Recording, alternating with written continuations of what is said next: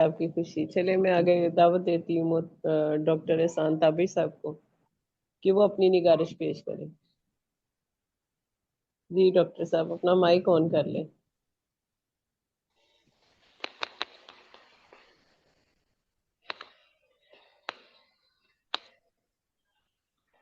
جی doctor صاحب mic کا بند ہے. السلام علیکم ورحمۃ اللہ وبرکاتہ. وعلیکم السلام. وعلیکم. سر آپ ٹھیک ہیں تابر صاحب؟ آپ کی طبیعت کیسی؟ مکمل طور سے نہیں ٹھیک ہے، لیکن بہرحال اللہ کا شکر و احسان ہے کہ پہلے سے بہتر ہے. نقاہت باقی ہے، بس آپ لوگوں سے ملاقات ہو گئی. آج میں چاہوں گا کہ اردو فکشن نگار حسین الحق کے ناول بولو مت چپ رہو پر گفتگو کروں. اور یہ ناول کس معیار کا ہے، میری نظر نے کیا دیکھا کیا پرکھا. ڈاکٹر حسین الحق اردو فکشن کا ایک بڑا نام ہے اور ہندوستان میں ساہتیہ اکادمی ایوارڈ یافتہ ہے ڈاکٹر حسین الحق. اردو ناول کی تاریخ اگر بہت طویل نہیں تو بہت مختصر بھی نہیں ہے. اس کے دامن میں امراؤ جان ادا سے بولو مت چپ رہو تک درجنوں اچھے ناول موجود ہیں. اردو ناول کی تاریخ بہت آسانی کم سے کم 3 ادوار میں منقسم کی جا سکتی ہے. ترقی پسند تحریک سے پہلے، ترقی پسند عہد میں، ترقی پسند تحریک کے زوال کے بعد. پہلے عہد کے ناولوں کا بنیادی اختصاص غالباً یہ رہا کہ وہ داستانوں سے الگ ہٹ کر موضوع اور اسلوب کا ایک نیا نگار خانہ ترتیب دینے میں مصروف رہے. اسی لیے ابن الوقت امراؤ جاندا شریف زادہ سے گودان تک اس کی کوشش بہت واضح نظر آتی ہے کہ قصے کے موضوعات تخیلاتی اور داخلی کم ہوں اور حقیقی و خارجی زیادہ.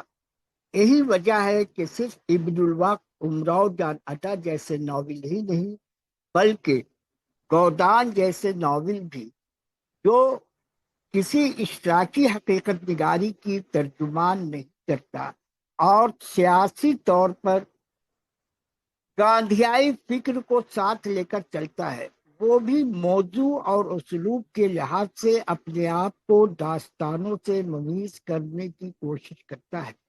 پھر ترقی پسند عہد میں جو ناول لکھے گئے ان میں بنیادی طور پر نظریاتی وقور موجود ہے اور کہیں کہیں فن کا دامن ہاتھ سے چھوٹتا بھی ہے.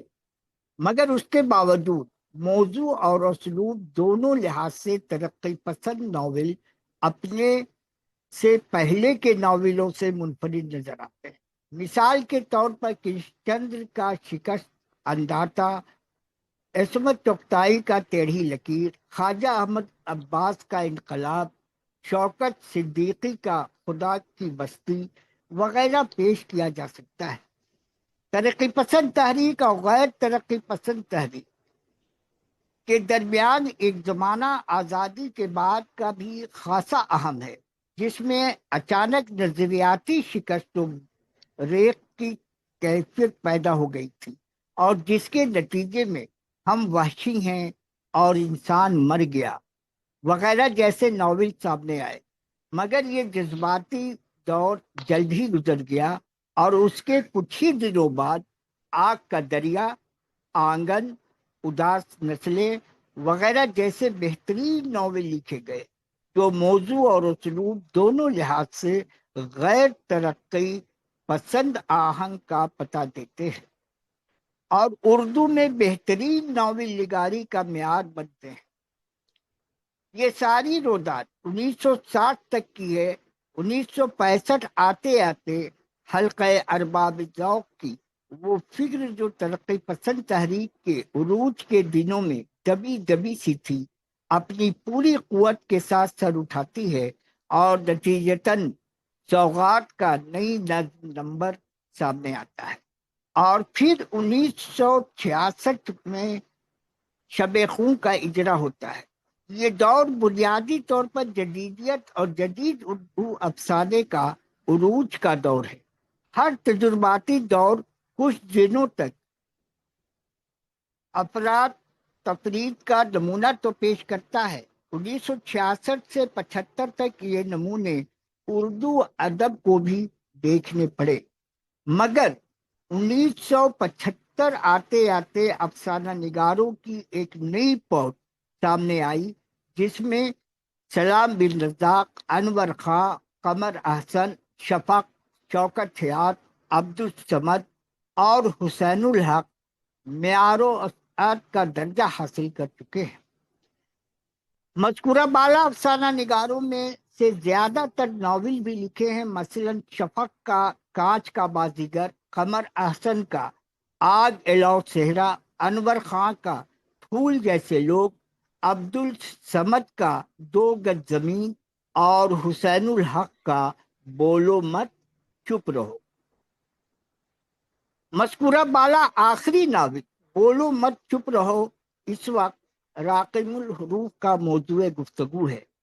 یہ یاد رکھا جانا چاہیے کہ آگ الو صحرا کا بیانیہ علامتی ہے، کانچ کا بازیگر کا بیانیہ تمثیلی ہے، اور پھول جیسے لوگ ایسے موضوع کے اعتبار سے فلمی نگار خانے کی پرانی کتھا دہرانے کے سبب بہت زیادہ موضوع نہ بن پایا، لہذا دو گز زمین اور بولو مت چپ رہو دو ہی ایسے ناول ہم جانتے ہیں جن کا بیانیہ علامتی، تمثیلی اور تجریدی نہیں ہے، اور جو موضوع کے لحاظ سے بھی ہمیں اپنی طرف کھینچتے ہیں۔ اردو فکشن نگار حسین الحق کا ناول بولو مت چپ رہو اس لحاظ سے انتہائی اہمیت کا حامل ہے کہ اس میں ایک بالکل ہی نیا اور اچھوتا موضوع چنا گیا ہے، جو میرے علم کے مطابق اب تک اردو ناول نگاروں کا حصہ نہیں بن سکا، یعنی اردو پرائمری تعلیم اور اساتذہ کا مسئلہ۔ یہ کوئی ڈھکی چھپی بات نہیں ہے کہ پرائمری تعلیم کی حیثیت نیو کی اینٹ جیسی ہے، اگر نیو درست ہوگی تو پوری عمارت درست ہوگی، اور اگر نیو میں کوئی خرابی ہے تو پوری عمارت کا خدا ہی حافظ ہے۔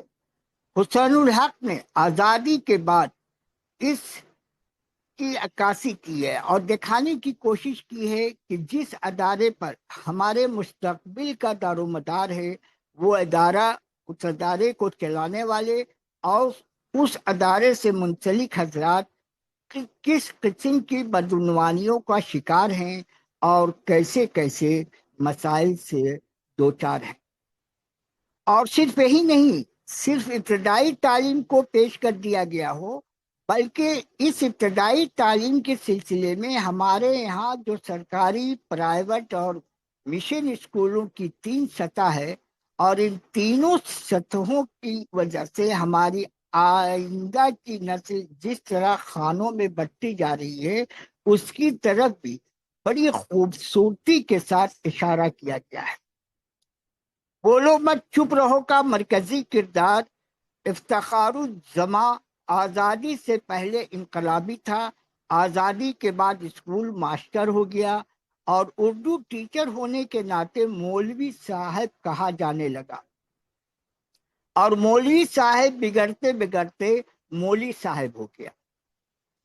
انقلابی اسکول ماسٹر، مولوی صاحب اور مولی صاحب، یہ چاروں مراحل ہماری قومی زندگی کا ایک بڑا ہی بے لاگ اور حقیقت پسندانہ مطالعہ اور تجزیہ پیش کرتے ہیں۔ آج سچ مچ یہی صورتحال درپیش ہے، اور انقلاب سے تدریس تک یہی زوال ہمیں دیکھنے کو ملتا ہے۔ افتخار الزماں کا قصور کیا ہے؟ صرف اتنا کہ وہ اصول کے تحت جینا چاہتا ہے، ایمانداری کا اصول، ایک بہتر صورتحال کی تلاش میں سرگردہ ہے، مگر افتخار دورہ کو یہ معلوم نہیں کہ حالات کے بدلاؤ میں ایمانداری اور بہتر زندگی ان دونوں کے معنی بدل گئے ہیں۔ ظاہر ہے کہ پچھلے معنی کی تلاش کرنے والے افتخار الزما کو تو وہی سب کچھ جھیلنا ہی ہوتا ہے اور وہ جھیل رہا ہے، مگر اس میں ایک نقطہ خاص یہ ہے کہ اس نے جملہ لکھوایا ہے اور وہ جملہ ہے بولو مت چپ رہو، اور اس کا فیصلہ بچوں پر چھوڑ دیا ہے کہ وہ اس جملے کو کیسے لکھیں گے۔ بولو مت چپ رہو یا بولو مت چپ رہو، یہ امید کی بہت ہلکی سی کرن ہے، مگر شاید اس کی مثال اس جگنو کی ہے جو انتہائی اندھیرے میں بھی اپنی معنویت سے دل برداشتہ نہیں۔ اس اندھیرے میں ایک کرن کیلاش مہتو بھی ہے جو افتخار الزما کو بتاتا ہے کہ ہم نکسل پارٹی میں آ گیا ہوں۔ پتہ نہیں کیلاش مہتو یہ جانتا ہے کہ نہیں، اور ناول میں بھی اس کی وضاحت نہیں کی گئی ہے کہ کیلاش مہتو نکسل ازم کے اصولوں سے کس حد تک واقف ہے۔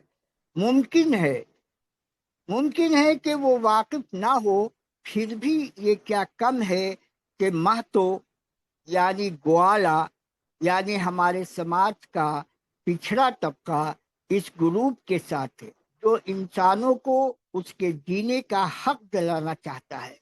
یہاں ایک سوال یہ بھی ہو سکتا ہے کہ جب روس وغیرہ میں یہ طاقت ناکام ہو چکی تو ہندوستان میں یہ کیا کام کر سکتی ہے؟ میرے خیال میں اس کا جواب وقت دے گا۔ ابھی صرف اتنا ہی کافی ہے کہ ہم میں سے کچھ لوگ اپنے حقوق کو پانے کے لیے سوچیں اور اٹھ کھڑے ہوں۔ صحیح غلط کا معاملہ تاریخ طے کرے گی، اور بولو مت چپ رہو میں بھی کوئی ایسا بیان نہیں ہے جو کیلاش مہتو یا نکسل ازم کی مخالفت یا حمایت میں کہا جا سکے۔ یہ ایک تعارف ہے ان طاقتوں کا جو ہمارے قصباتی علاقہ کے معصوم اور ناواقف لوگوں کو بھی متاثر کر رہی ہیں اور جینے کے بارے میں سوچنے پر مجبور کر رہی ہیں۔ کیلاش مہتو اور افتخار دولہ کے علاوہ رام ناتھ بھٹاچاریہ، عجائب سنگھ رامیشور، سید عزیز احمد، سیٹھ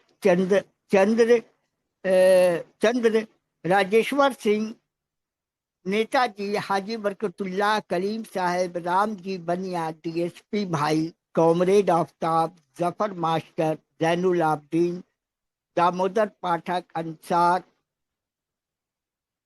محمد، M L A, D E C صاحب اور اسکول انسپکٹر صاحب جیسے متعدد کردار سامنے آتے ہیں۔ بعض کردار شروع سے آخر تک فلیش بیک میں دھماکے کرتے ہیں جیسے اسکول انسپکٹر صاحب، اور بعض کردار ایک مرکزی کردار یعنی افتخار الزما کے حیات کو آگے بڑھانے کے لیے خام مواد کا کام کرتے ہیں، اس لیے ان کی حاضری لمحاتی اور عارضی ہے، مگر اس کے باوجود اہم اور ناقابل فراموش ہے۔ ویسے اگر کرداری نقطہ نظر سے غور کیا جائے تو بولو مت چپ رہو کو علی پور کا ایلی کے ذیل میں رکھا جا سکتا ہے کہ وہاں بھی سارا قصہ ایلی کے ارد گرد گھومتا ہے، اور یہاں بھی سارا قصہ افتخار الزما کے ارد گرد گھومتا ہے۔ اگر کرداری نقطہ نظر کو کنارے کر دیا جائے تو یہ کہا جا سکتا ہے کہ اس ناول کا بنیادی مقصد کردار سازی ہے۔ کردار سازی ہے ہی نہیں ہے، لہذا یہ ناول کرداروں کے ذریعہ لکھا ہی نہیں گیا ہے، بلکہ اس ناول میں نظام کے بخیے ادھیڑے گئے ہیں، اور اس لیے جو بھی کردار آیا ہے وہ اس نظام پر تنقید کے سلسلے میں جس حد تک اور جتنی دیر تک معاوض رہتا ہے موجود دکھائی دیتا ہے، اور پھر دوسرے قالب میں ڈھل جاتا ہے۔ یعنی کردار اس میں بنیادی طور پر صرف تین ہے. ایک افتخار الزماں جو اپنے اصولوں پر اٹل رہنے کی کوشش کر رہا ہے. دوسرا اس کا ہمزاد جو ہر فرد کے اندر موجود ضمیر کی علامت ہے. اور تیسرا اسکول انسپکٹر جو آدمی کی اس پستی کا استعارہ ہے جہاں پہنچ کر ایمانداری اور اصول وغیرہ کی ساری باتیں ہوائی اور خیالی بن جاتی ہیں. اور اس طرح افتخار الزماں، اس کا ہمزاد اور اسکول ماسٹر، یہ تینوں مل کر اس ایک انسان کی کہانی بن جاتے ہیں جس میں ایگو اور سپر ایگو دونوں موجود ہیں اور موقع موقع سے ایک دوسرے سے زور آزمائی کرتے ہوئے نظر آتے ہیں. معلوم ہوا کہ بولو مت چپ رہو ایک طرف نظام کی کہانی ہے تو دوسری طرف انسان کی کہانی. نظام سے انسان بنانا ہے اور انسان جو کسی نظام کو بناتا ہے اور توڑتا بھی ہے. دنیا کا ہر بڑا ادب اسی نظام اور اسی انسان کی کہانی کہتا ہے. اور اسی لحاظ سے اگر یہ کہا جائے تو یہ غلط نہیں ہوگا کہ بولو مت چپ رہو اچھے اور بڑے ادب کے مین اسٹریم کا ایک حصہ ہے.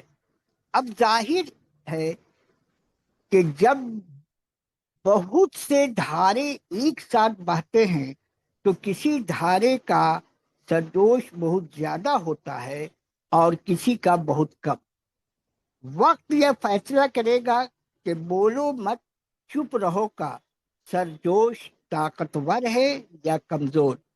فی الحال میں اپنے گفتگو کا سرا گزشتہ سطور سے جوڑنا چاہتا ہوں کہ عبدالصمد کا ناول دو گز زمین اور ساہتیہ اکادمی ایوارڈ یافتہ اردو فکشن نگار حسین الحق کا ناول بولو مت چپ رہو دونوں میں وضاحتی بیانیہ کا استعمال کیا گیا ہے. مگر ان دونوں ناولوں کے درمیان ایک بنیادی فرق یہ ہے کہ دو گز زمین ایک ہموار ندی کی مثال ہے جو ایک انداز سے بہتی چلی جا رہی ہے. اس میں کوئی لہر نہیں اٹھتی اور اس کا اسلوب کوئی سرجوش پیدا نہیں کرتا، جبکہ بولو مت چپ رہو کا اسلوب ایک پہاڑی ندی کی طرح اچھلتا کودتا آگے بڑھتا ہے اور اپنے دامن میں علامت، استعارہ، تشبیہ کے موتی بھی سمیٹتا چلتا ہے اور اسی کے ساتھ ساتھ شعر و افسانہ کو اپنے قاری تک انسان کی جان اور عزت کے ضیاع کا جو درد پہنچانا ضروری اور لازمی ہے وہ درد بھی پہنچاتا ہے. اس ناول کا یہی خاص امتیاز ہے اور یہ دونوں ناول دو گز زمین اور بولو مت چپ رہو پڑھنے لائق ہے اور یہ پڑھا جا سکتا ہے. شکریہ. جی بہت شکریہ ڈاکٹر احسان ثابت صاحب، عہد حاضر کے ایک بہترین تبصرہ نگار. ڈاکٹر احسان ثابت صاحب عہد حاضر کے بہترین تبصرہ نگار کے سامنے اپنی نگارش پیش کر رہے تھے، تو ڈاکٹر صاحب آپ ان کی نگارش پہ تبصرہ کریں. تبصرے پر تبصرہ جی جو بالکل، اہمیت دونوں کا حامل ہوگا. عہد حاضر کے دونوں کیا ہے کہ بہترین تبصرہ کبیر نگار. بھائی سے سیکھنے کا موقع بہت کچھ ملتا ہے نا. بے شک بے شک، سوچ کے کئی در کھلتے ہیں. بالکل. اللہ تعالیٰ سلامت رکھے. جی بہت ڈاکٹر صاحب. شکریہ جی ڈاکٹر صاحب، بہت ہی عمدہ مضمون. منیر نیازی کے ایک شعر سے میں بات شروع کروں گا. منیر نیازی کا جو شعر ہے اس آپ کے تبصرے پہ، آپ کے مضمون پہ اس کا انتباہ ہوتا ہے. ملتی نہیں پناہ ہمیں جس زمین پر، ملتی نہیں پناہ ہمیں جس زمین پر، ایک حشر اس زمین پہ اٹھا دینا چاہیے. واہ، یہی وہ بنیادی نقطہ ہے حشر اٹھا دینے والا جو جناب حسین الحق صاحب نے بولو مت چپ رہو میں پیش کرنے کی کوشش کی. استحصالی نظام کے خاتمے کی بےتاب تمنا ہے جو ہر ادیب اور شاعر کو اور دانشور کو گویا سوچنے پہ اور نعرہ مستانہ بلند کرنے پہ آمادہ کرتی ہے. تو یہ ناول مجھے پڑھنے کا موقع نہیں ملا، لیکن یہ کہ سمجھے میں نے پڑھ لیا. اس قدر عمدہ اور جامع تبصرہ نما مضمون ہے جس کے کرداروں پہ بھی جو زیادہ نہیں ہے، یہ کرداری ناول بھی نہیں ہے، ورنہ ہمارے بہت سے ناول نگار ایسے ہیں جو قاری کو کرداروں میں الجھا دیتے ہیں. الجھا دیتے ہیں. حسین الحق کرداروں میں الجھانے کے بجائے موضوع کی اہمیت کو سامنے لانے کی کوشش کی ہے، اور یہ ایک بہت عمدہ کاوش ہے. یہ جو مضمون ہے دراصل اس کی بنیاد تقابلی مطالعے کی بھی ہے، جہاں وہ 2 گز زمین کے حوالے سے عبدالصمد کے ناول کا تقابل حسین الحق کے ساتھ کر رہے ہیں، بولو مت چپ رہو. اب اس کو خود ڈاکٹر احسان تابش صاحب نے بھی اس کی جو لائن ہے، اس کی جو فریز ہے، اس میں وقفہ دے کے ایک نئی معنویت پیدا کی ہے. اور یہ بات میرے بھی ذہن میں آئی اتفاق سے. نام تو یہ ہے کہ بولو مت چپ رہو، لیکن بولو دو معنی. مت چپ رہو نئی معنویت پیدا کر دیتا ہے کہ بولنا چاہیے، بول کے لب آزاد ہیں تیرے، جیسے فیض نے کہا. تو یہ بولنے کی ایک قدر و قیمت ہے. پرندے چہچہاتے اچھے لگتے ہیں، بچے شرارتیں کرتے اچھے لگتے ہیں، اور شاعر ادیب نعرہ مستانہ بلند کرتے اچھے لگتے ہیں. اگر یہ خاموشی کی چادر اوڑھ لیتے ہیں تو پھر سمجھیں کہ ظلمت کی حکمرانی ہوگی اور اندھیرا ہر طرف چھا جائے گا. تو یہ فن پارے کی چھان بین کرنا، اس کا مطالعہ و تجزیہ کرنا، اور اس کے پس منظری ڈاکٹر صاحب کا کمال یہ ہے کہ انہوں نے پس منظر سے، جیسے ایک کرکٹ میں فاسٹ بالر ہوتا ہے نا، دور سے دوڑ کے آتا ہے، تو انہوں نے بہت آغاز سے ناول کا سفر ہے اس کو اختصار کے ساتھ قاری سے متعارف کرایا، پھر اپنے اصل موضوع کی طرف آئے ہیں. یعنی پس منظری مطالعہ یہاں بے سود نظر نہیں آتا کہ لکھنے والے نے محض اپنے مضمون کو طوالت دینے کے لیے پس منظر بیان کرنا شروع کر دیا ہے، بلکہ اسے انٹر لنک کیا ہے بولو مت چپ رہو کے ساتھ. اور پھر اس میں سے ایک ناول جو اس سے پہلے لکھے گئے عبدالصمد کے ناول کے ساتھ اس کے تقابل کیا ہے، ایک کمپیریٹیو سٹڈی ہے جو اس مضمون میں ہمیں برابر دکھائی دیتی ہے. اور اس میں ایک شخص ہے، ایک کردار ہے کہ افتخار الزماں جو مولوی صاحب بھی ہے، پھر مولوی صاحب بن گیا، اور پھر اسکول انسپیکٹر ہے. تو یہ وہ کردار ہے افتخار الزماں کا، جو اس کا قصور کیا ہے. ڈاکٹر صاحب نے جو بات کی ہے نا ایک استفساری لب و لہجے کے ساتھ، کہ اس کا قصور کیا ہے، کہ وہ اصول کے تحت جینا چاہتا ہے. تو یہ اصول کے تحت جینے دیتا کون ہے اس معاشرے میں، جس طرح کے معاشروں میں ہم زندہ ہیں. تھرڈ ورلڈ کے جو کنٹریز ہیں، وہ ہمارے بہت سے مسائل مشترک ہیں تقریباً. حقوق کو پانے کے لیے جو کاوش ہے وہ بہرحال اس ناول کی ایک تخصیصی جہت ہے، اور اسی لیے شاید کالم نگار نے قلم بھی اٹھایا کہ بولو مت چپ رہو میں فرد کو موجود کی تلخ ماحول سے چھٹکارا دلانے کی کاوش دکھائی دیتی ہے اس میں، جو میں سمجھ پایا ہوں سر کے اس مضمون کے تناظر میں، کہ یہ لائن بجائے خود ایک اعلان ہے، اور اس میں ڈاکٹر احسان تابش صاحب کی اپنی آواز بھی شامل ہو گئی ہے کہ نظام کے بخیے ادھیڑ دینے کے لیے وہ تگدو کرتا ہے. وہ چاہتا ہے کہ یہ نظام بدل جائے. ادیب شاعر کوئی بھی ہو، شاعری کرے، افسانہ نگار افسانہ لکھے، ناول نگار ناول لکھے، یا مضمون نگار مضمون لکھے، تو بنیاد یہی ہے کہ ماحول بدل جائے. یہ तलखो तारीख जो अहवाल हैं ये शीरीं या अहवाल में बदल जाएं और रोशनी आम हो जाए। माफ़ौकुल फितरत किरदार इसमें नजर नहीं आते, ना इसका बयानिया माफ़ौकुल फितरत है। और यही इस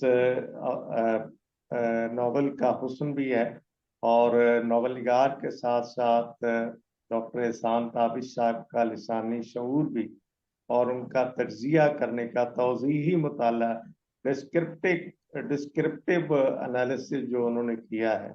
और इसमें अगर हम आज के जदीद तर तनकीदी तनाजुरात जो फ्रेंच राइटर्स के हैं, जिसमें वो तहरीर के बजाय वो तकल्लुम की बात करते हैं, तकरीर को ज़्यादा फौकियत देते हैं तहरीर के मुकाबले में, तो यहाँ भी एक स्पीच के ज़रिए जो डॉक्टर एहसान ताबिश ने लिखा हुआ था, उसमें मैं समझता हूँ कि वो एक द्वादशाह हो गया है कि उन्होंने मजमून लिखा तबसरा, लेकिन उसे पढ़ के सुनाया है, तो ये एक तकल्लुमी जाविया जो है उसमें पैदा हो गया। और स्पीच एलिमेंट के साथ जो है तहरीर को एक और नुमाया जहत के साथ इसमें बड़ा उम्दा रवायत आगाह नक्काद हैं डॉक्टर एहसान ताबिश साहब। उन्होंने नॉवल बेशक की रवायत को इस से इख्तिसार से बड़े नावलों की बात करते हुए आगे बढ़ाया। और जब वो किसी एक नॉवल, किसी एक फन पारे की जेहतों और उसकी पत्तों को खोलते हैं, तो फिर उन्हें बड़ी आसानी हो जाती है कि वो जबर के इस तनाव को कम कर सकें जो इस नॉवल निगार का मंशा भी है। वो चाहता है कि ये निज़ाम बदले, इसमें जो तलखियाँ हैं, इसमें जो कड़वाहटें हैं, इसमें उसकी जगह शरीनी आ जाए, लताफत आ जाए, रोशनी आ जाए और वो बातें आ जाएं जो जिसकी तमन्ना हर अदीब को होती है।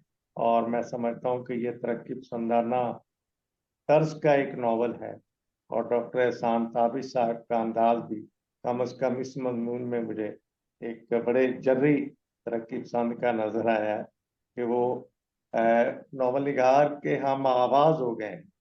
वो जो नॉवल निगार ने बातें की होंगी नॉवल में, उन्हें अपने पैराए में, अपने अल्फाज में, अपनी खूबसूरत आवाज में जब पेश किया है, तो उसमें नए रंग उभर आए हैं और वो रंग बड़े चोखे हैं, बहुत उम्दा है, बड़े जाज़बे तवज्जो हैं। तो मैं डॉक्टर साहब को बहुत गुलहाए तहनीयत पेश करता हूँ कि उन्होंने अच्छा उस पर मजमून लिखा है। मुझे कम से कम ये इंस्पायरेशन ज़रूर हुई है, एक अच्छे तबसरे की, एक अच्छे मजमून की ये खूबी होती है कि उसको पढ़ के, उसको सुन के असल मतन पढ़ने की जानिब बंदा मुतवज्जे हो।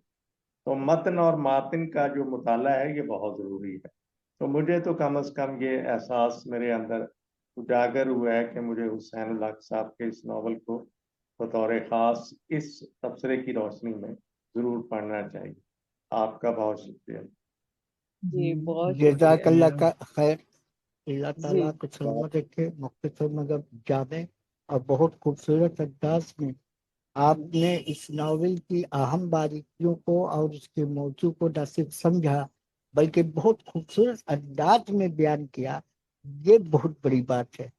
और शुक्रिया। अल्लाह करे जोर कलम और ज्यादा आप सेहतमंद